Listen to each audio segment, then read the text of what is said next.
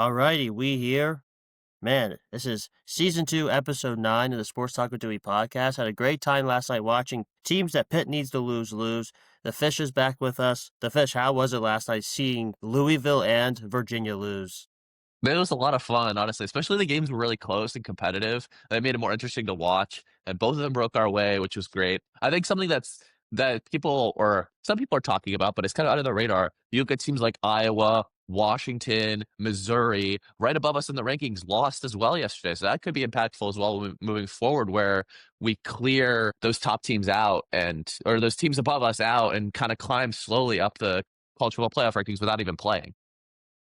Yeah, it was fun to watch. I mean, Virginia's been asking to lose the last couple weeks. So Wake, honestly, shout out Jake Dickert. That program was kind of going down. He's came in and they're bowl eligible this year when they were supposed to be one of the worst teams in the ACCs. And I don't know, Virginia's been begging to lose. I kind of had a feeling they would go down eventually. And then Cal, I mean, I can't say his name. I always call him JKS. He's a future NFL quarterback. He kind of reminds me of Tua. So that was really fun to watch those two road underdogs go in and really help Pitt because we needed those teams to lose. So now Absolutely. our path to the ACC championship, we definitely have more of a chance. But let's take a few minutes talk about the Pitt basketball team. I know the Fish, you haven't really been able to watch them because the YouTube ESPN stalemate. So we won 2 games this week, 2 cupcake games. We beat Youngstown State and we beat Longwood. Do you what have anything surprise you in these first 2 games? Anything stand out? Nothing particular. Again, I can't talk too much about the game specifically because I didn't watch them, but I will say that I'm not going to put too much stock into what happens in the non-conference games before we get to the ACC schedule. Because again, like we saw last year, right? We beat up on all these non-conference teams. We have some things like Cam Corrin looked optimistic, or there could be some promise there last year, and then you hit the conference schedule and he can't actually play down low against the big men. So even though he's had these big games the first couple of weeks, I'm still kind of holding out hope until we actually see how he looks against Power Five competition. And I mean that's really what it comes down to for me is like we'll wait and see. But it's good that we didn't lose to either of those teams. You know what I mean? Yeah, I'll talk a little bit about it. First 2 games kind of went the same way. Really bad first halves. Like we're basically tied or up a couple buckets. But then the second half we finished really strong. I really like the defensive intensity and athleticism and the rebounding. I think our players are more assertive. I think Cam looks like a different player. He's had double-digit rebounds in both games. The thing that concerns me is we really only have a 7-man rotation, which is concerning. And Barry Dunning Jr., I don't know. I mean, how can you go from dropping 46 points at a mid-major school and that you can't even score 5 points? Like, I could see this team having a really solid 8-man rotation, but we need Barry Dunning to be the guy we thought he would be and start scoring points because we need another scorer. So, yeah, I like the defensive intensity. I like the energy we have, but I'm kind of worried about our scoring depth. But Minor and Biba have been what the doctor ordered. They're scoring a lot from all 3 levels. Andrew Seitis looks like a guy who could really shoot. I just tweeted out, he kind of reminds me of Kevin Herter when he played for Maryland. He could shoot, but he also is not one of these guys who stands in the corner. Like he can make plays. He's a good rebounder. He's a good athletic defender. But Cam looks like a different player. He's really jumping for rebounds. Papa's been really effective. He's getting 8 to 10. First 2 games, I think he got 10 rebounds and 8 rebounds. He's like every game. I think both games he was over plus 15. So it's good to see that. But yeah, and Amari Witherspoon, Roman Cialepa, they look the part. You might not see it yet, but you could tell these guys can play. So I like what I'm seeing so far, but I need to see a 40-minute performance. So this week we're playing Eastern Michigan on Monday, then the Backyard Brawls on Thursday. The Fish, who are we gonna beat West Virginia? I'm not gonna be pouring milk on my head anymore. I'm too old for that. But are we gonna beat West Virginia, the Fish? We'll see. It's gonna be tough going on the road. I'm not super optimistic about it this early on in the season with how slow starts we've had the first couple of games. But there's a chance their team isn't super amazing either. But again, a rivalry game, you kind of throw everything out the window. You look what happened in football this year. We had the more talented team, but they came out ready to play in that game and they beat us. That could very well happen again this in basketball. I think my prediction is I'm going to be pessimistic and say West Virginia wins, but we'll see what happens. Come on, the Fish. How could you pick our arch rival? I don't know. I still need to see more with Pitt basketball, man. I'm not Looking at this West Virginia team, their best player is Honor Huff. He's 5'10". Um, they also have Trazen Eaglestaff from, I think, North Dakota. They're both offensive players who I just think we're the tougher team, the more athletic team, and I think we're gonna go in there and we're gonna be 4-0. And I don't know, I think this team might not be pretty, but we're tough and we're gonna win this game. I'll be pouring milk on my head at my house. How about that? Sounds good. Victory Milk is going to come back this year. Yep. Alrighty. I think we covered everything we needed to about the Pitt basketball team. Let's go over to what everyone's talking about, the Pitt football team. I mean, I remember when we lost to West Virginia and Louisville, I wanted Narduzzi fired. I wanted Cade Bell fired. I didn't think we'd win another game all season. And now we're sitting here talking about the college football playoff. The Fish, what has sparked this 5-game winning streak? And we're even talking about this right now. Like, if you told me that we'd be in this position when we lost to Louisville, I'll be like, are you okay? Like, I just did not see this coming at all. It's insane what's going on here. Yeah, I mean, I don't think any of us would have thought that, right? Especially after losing a team that's West Virginia, who looks like one of the worst teams of the Big 12, and then Louisville that collapsed there as well. But I mean, I think the big thing that sparked it, the obvious thing that sparked it, is the switch at quarterback to go to Mason Heinzel. Now that this 5 starts, over 1,500 yards, 11 touchdowns with only 5 picks. And a couple of those picks have been just kind of like garbage time picks, which are still like, I mean, the picks against Stanford were not very good, but I'm not super worried about that, not super concerned. I think he'll be all right moving forward. I mean, you look at this guy, he has incredible mobility, a way to get around in the pocket, like a great sense for defenders that are around him. You watch that one play against Stanford where he made like 3 or 4 guys miss in the backfield and then made another 2 guys miss going forward down the field for a first down. Like he has that mobility. He has such great arm strength, throws the ball super, super fast, like really tight spiral. I really like a lot of what I see about him. And he's an incredible quarterback, an incredible skill set just as a freshman too. And to have the sense in the pocket for like what's going on around him as a freshman, I think Max Brown said that like that's one of the things that comes later for a quarterback. The fact that he has that poise as a freshman is a huge sign of things to come. And I think that's manifested itself in these last 5 games. Now, granted, I will say we haven't faced the toughest schedule in the world in these 5 games. We've played BC, who's 1-9 now, Florida State, who fell off the cliff, Syracuse with their backup quarterback, NC State, who has a lot of talent. We killed NC State, and then Stanford. So we haven't had like an amazing schedule, but it's still impressive. Like especially like any stretch of time where you go 5 games in a row without losing. I don't care who your opponent is. That is impressive, and especially with the freshman quarterback. So I think he has been the obvious answer in terms of the spark plug. And it's made me really excited for the last couple games of the regular season, hopefully postseason football, and then the future as well, future seasons. Like he's still only a true freshman. So there's a lot to be excited about in Pitt football land. Man, yeah, there's only one guy I could really point to in sparking this. It's Mason Heinzel. Eli Holstein, I was blaming Narduzzi, I was blaming Cade Bell, but if you looking back, I kind of did like rewatch the WVU and the Louisville game. Holstein was just missing wide open guys. He just wasn't running what Cade Bell wanted. Heinzel and Cade Bell are like a match made in heaven. Heinzel runs Bell's offense perfectly. He's accurate. He's decisive. He could scramble like Kenny Pickett did. He's just perfect for this offense. Even though Cade Bell's offense still is head scratching, Mason Heinzel runs it beautifully. But yeah, we haven't beaten anyone noteworthy, but heck, we won 5-0. We won 5 in a row. We're 7-2. And I think it credits to Narduzzi making a bold change, benching a guy a lot of people had hopes for a true freshman. How is Mason Heinzel like 600th, 700th in the country? We were like only his only Power 5 offer? I know Michigan was like gonna get him or something or looking at him, but like They it's just came in at the insane end. to me. Yeah.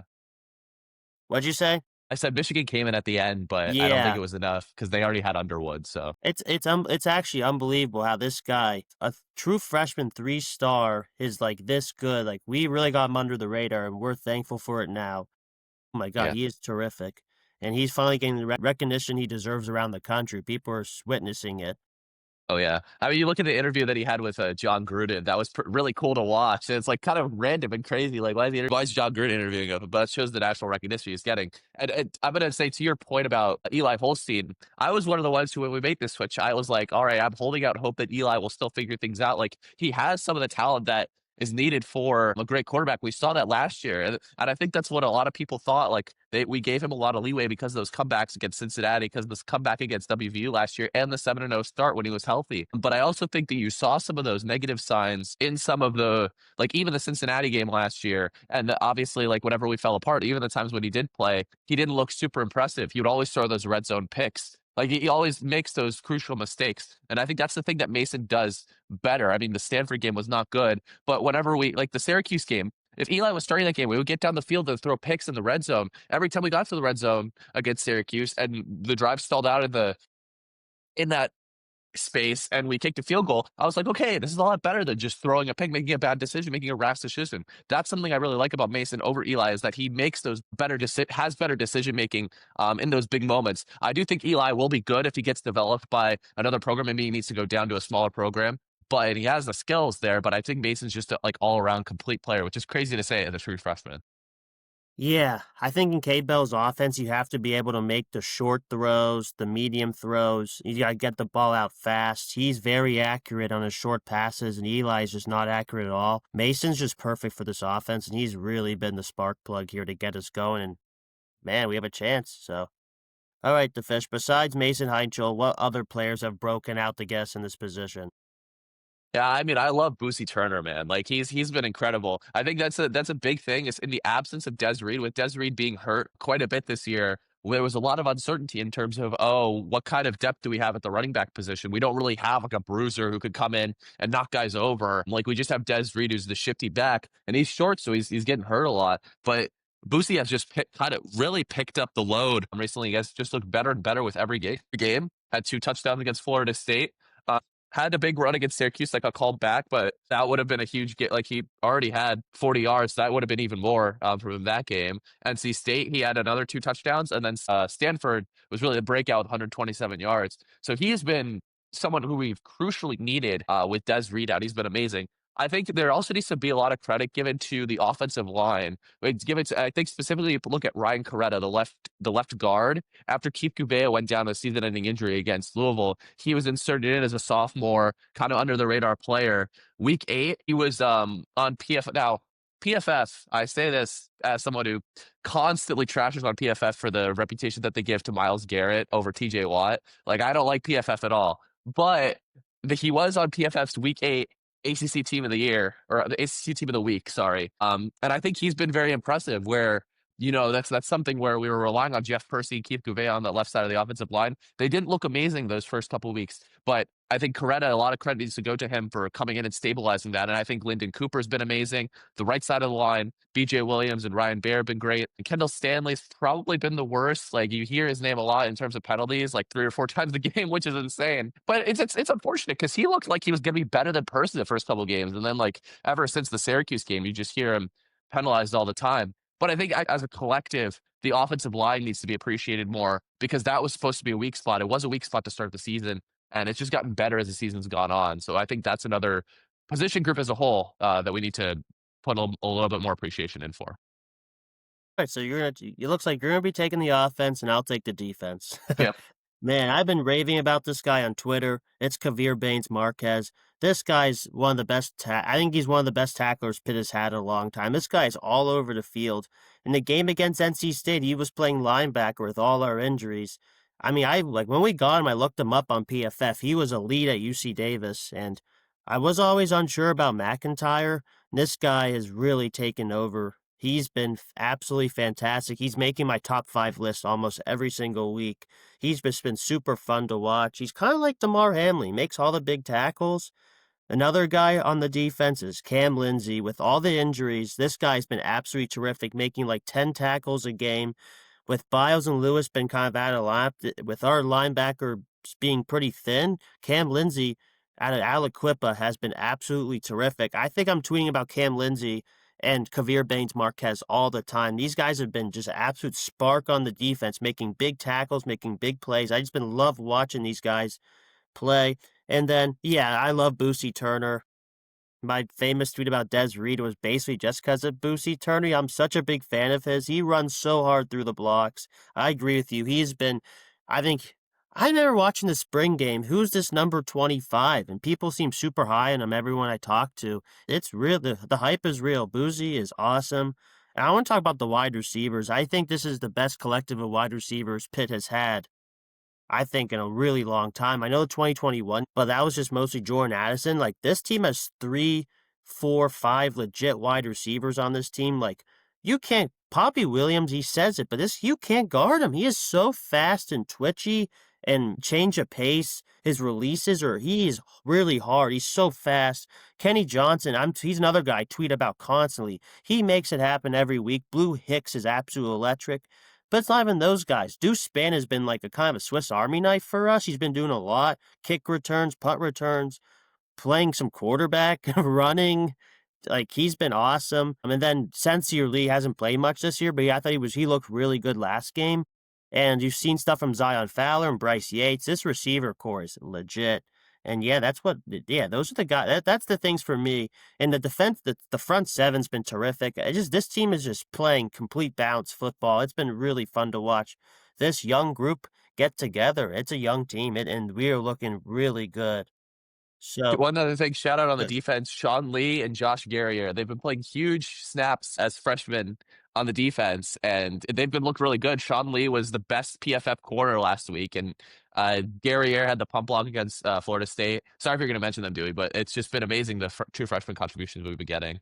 I was actually gonna mention Sean Lee, and I totally forgot, so thank you, the fish. Yeah, Sean Yeah, Lee is like a top 10 corner in the country right now. He's absolutely terrific. He's been our best cornerback. He's a true freshman. It's insane. He's an absolute beast.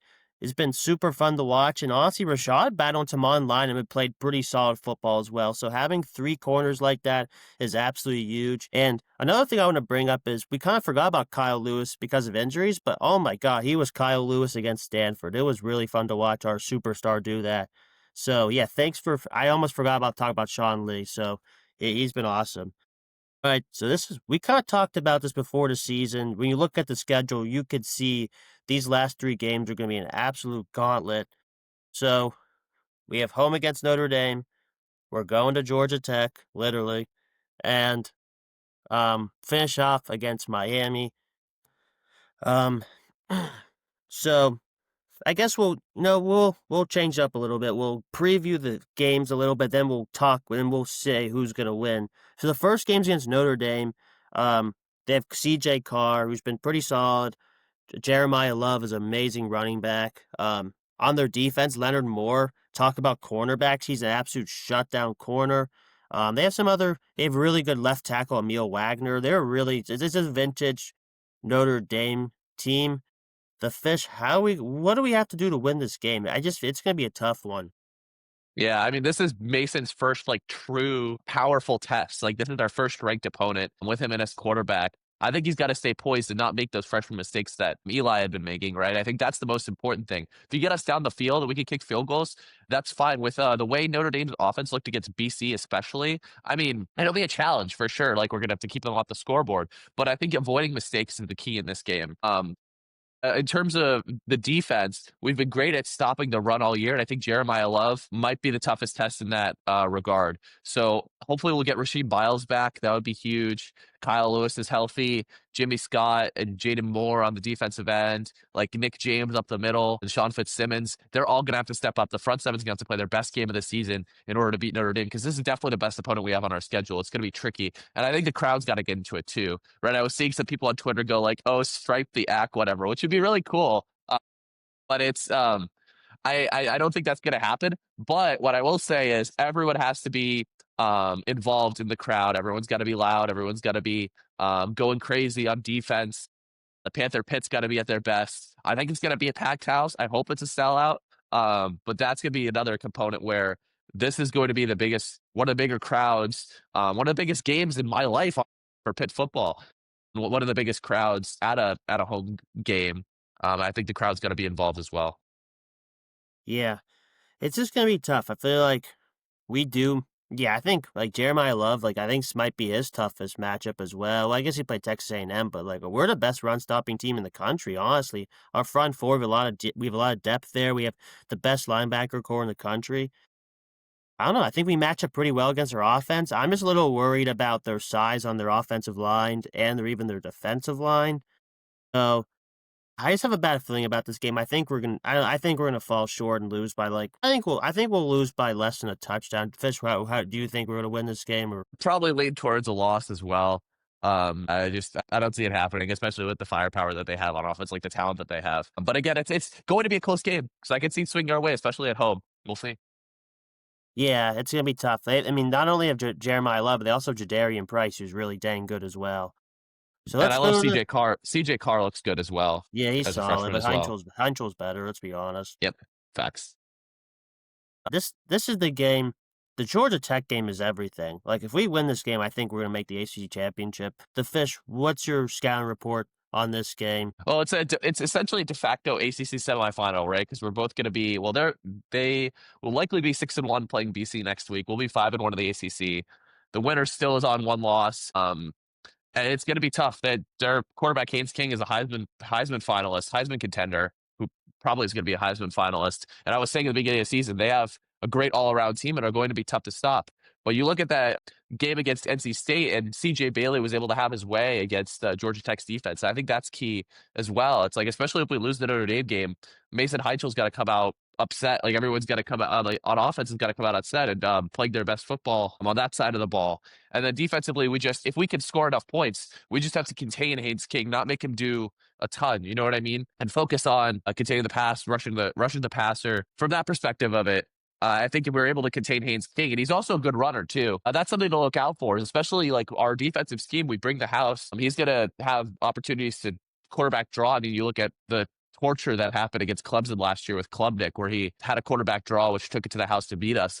Like there will be opportunities for that with Haynes King as a good runner as he is. So I think those are things to look at, but I'm more optimistic about this game than against Notre Dame because I think there's more opportunity to score points in this game. Yeah, I think we match up so well against Georgia Tech. Haynes King, he's an okay passer. I wouldn't say he does it more with his legs. And in 10 years in Narduzzi, we do amazing against running quarterbacks. That's what mostly he does. Like, hey man, you're gonna have to outrun Kyle Lewis, Braylon Lovelace, Rasheem Biles, Kavir Baines Marquez, Cam Lindsey. I think we match up super well against this team, and I think Haynes King's gonna try to scramble a lot, and he's just gonna get tackled in his own backfield. So you know what? Pitt goes on the road, and we're going to beat Georgia Tech because we match up super well. And I think the Sharks will be in Haynes King's nightmares. And this will really help us get to the ACC championship. The Fish, what do you think? I agree with you, Duey. I'm going to go with the win on this one. Another really close game, another one possession game. I think we pull it out in the end. We get a huge defensive stop to close the game out and win, beat Georgia Tech. Heck yeah, we're beating this team. I feel it. We're going to win this game. We Yes, match sir. up super well. Yeah. All right, let's go to the last one, the Thanksgiving game. For some reason, we always play Miami mostly at the end of the season. So the Fish, what's your scouting report for playing Miami Hurricanes and Mario Cristobal and Carson Beck? I think we just got to wait for Miami to implode on themselves, to be honest with you. Like the last couple weeks, that's sort of what's happened. Like in overtime against SMU, Carson Beck threw a really stupid pick on the 1 yard line that SMU had it in the end zone. I think the same thing against Louisville. Carson Beck threw 4 interceptions. I wonder if he'll even be starting at that point of the season, depending on who they play and how their last couple of games shape out. That's the other thing. It's like I feel like every single year that a Mario Cristobal coached Miami team has had a chance down the stretch to do something special, they always find a way to mess it up. Like it is literally like clockwork. They just make dumb decisions or something happens and they just lose a big game. So this is another game where I'm feeling relatively optimistic about it just because of the fact that our opponent Miami is on a slide and I'm not a huge Carson Beck fan and I really am not a Mario Cristobal fan. So I think that we have a good opportunity in this game as well, just from that perspective of them not having played the best recently, and not being completely with it, if that makes sense.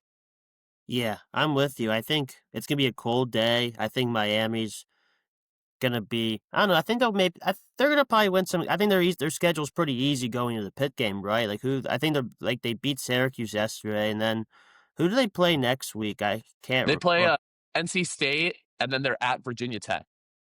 Okay, those could be not easy games for them. You don't know what games they're gonna win or lose, but I think they're gonna be pretty upset because they were thinking they're gonna make the college football playoff all season. I think in a cold weather game, the players are kinda like I think they're gonna give up in that game in a cold weather game. I think we are gonna beat them. I think we're the tougher team. We're the more mentally tough team. I just think Cristobal is just overrated coach. I think Miami is going to, like you said, they're gonna crumble and kinda give up on the season when it's a cold day in Pittsburgh. And yeah, I think we win and we finish. We're gonna go 2-1 in these 3 games. What about you, the Fish? I agree. I think that Miami collapses like clockwork every single year, and this is going to be a win for us. I'm with you on that one as well. 2-1. So it looks like if our predictions come true, the Fish, I think we'll be heading to Charlotte, and I think we'll probably end up playing SMU.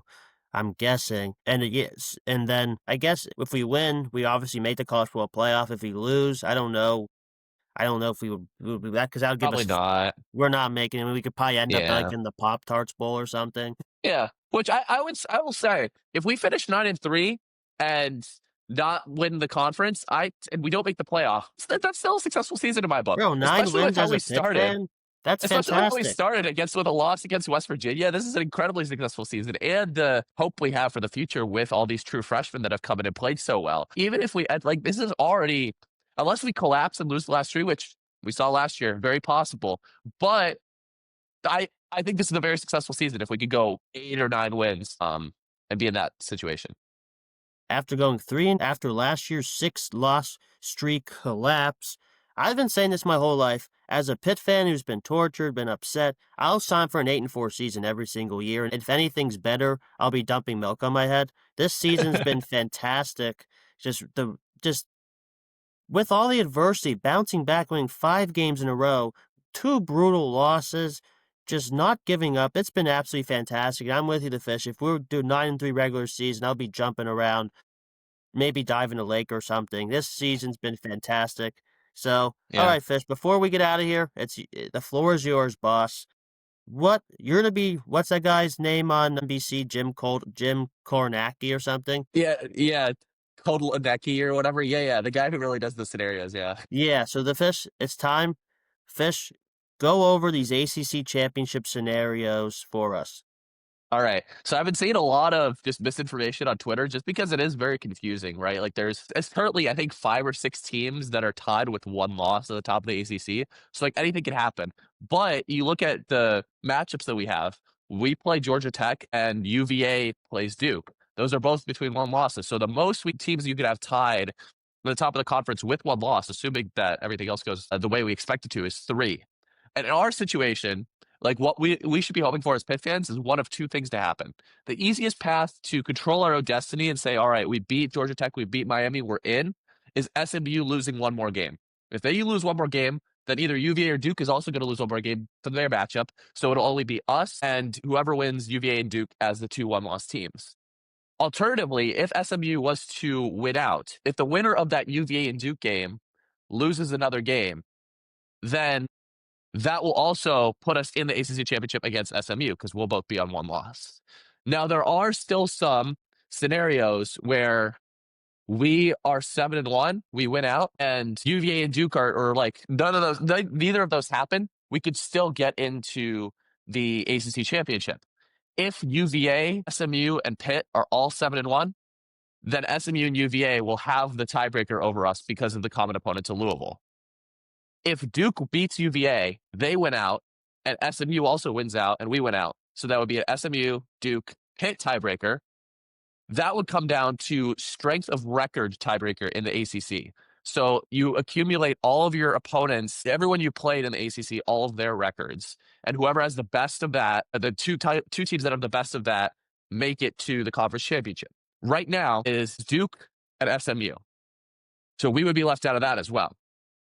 But there's still time for teams that we played and that SMU didn't play to win, and teams that SMU played and we didn't to lose. So in that scenario, in that situation, what we should be rooting for is Florida State, NC State, and Georgia Tech to win, and then Clemson, Wake, and Cal to lose. I put on my Twitter a list of games that involve those teams. We need 5 of those games to go our way in order to guarantee that, or is it 5? It might be 4. It's just 4. We need 4 of those games to go our way in order to guarantee that we will have a better strength of record than SMU. Now, in that scenario, Duke will always have the better strength of record. Like, it's mathematically guaranteed at this point. There's not enough games to make up that difference. But we could leapfrog SMU in that situation. So we don't, what that means is we don't necessarily need either of those things to happen. We would just need another set of results to go our way. So it would be very specific. But, and the bottom line, easiest route is SMU loses to Louisville. I think that's the most likely route as well. And in that scenario, we would likely play the winner of the UVA Duke game. Yeah, at the end of the day, we have to beat Miami and Georgia Tech because if we get the Yeah. 2 losses, it's gonna be basically impossible. Yeah. Last night definitely helped, but we gotta beat Georgia Tech, we gotta beat Miami. At the end of the day, you can't do anything unless you can't do it yourself. Let's take care of our own business, let everything else play out, and we'll see where we're at. So, yeah, that's it, man. This was really efficient, good 30-minute podcast. We're gonna be up here for an hour yapping with a so this was good, and hopefully the next time we come on, we're in the ACC championship or we've won the ACC championship or whatever. So, thank you to the Fish for coming on, and as always, hail to Pitt. Thanks, Dewey.